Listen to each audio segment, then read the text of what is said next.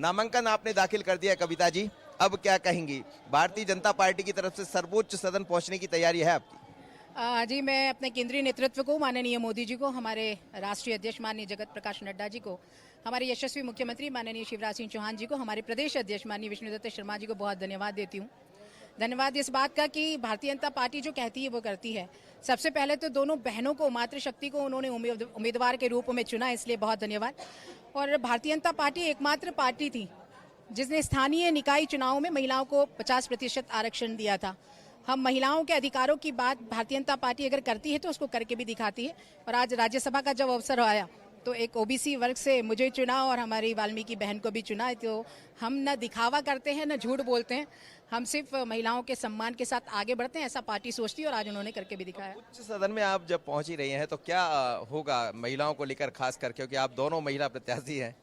देखिए, हमारी सरकार ने, माननीय मुख्यमंत्री जी ने, माननीय प्रदेश अध्यक्ष जी ने मातृ नेतृत्व पर हमेशा भरोसा किया है।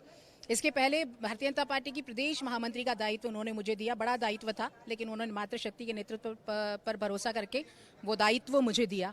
मैंने उसको बहुत मेहनत से अपनी जवाबदारी को मैंने निभाया।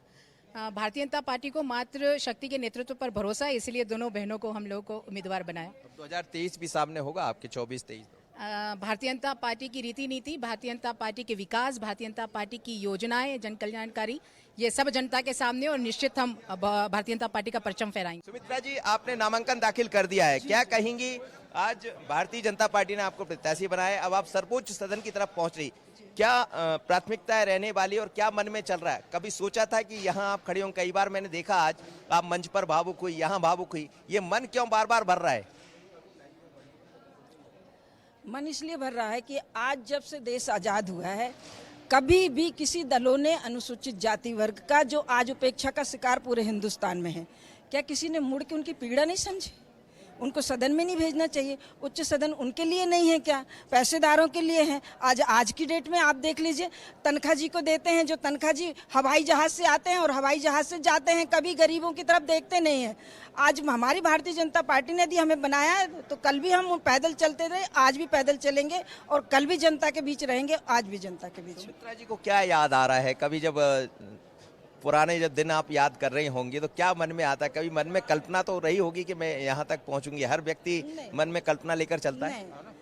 कल्पनाओं के उसमें तो मैं नहीं कहना चाहूँगी, कोई कल्पनाएं नहीं थी।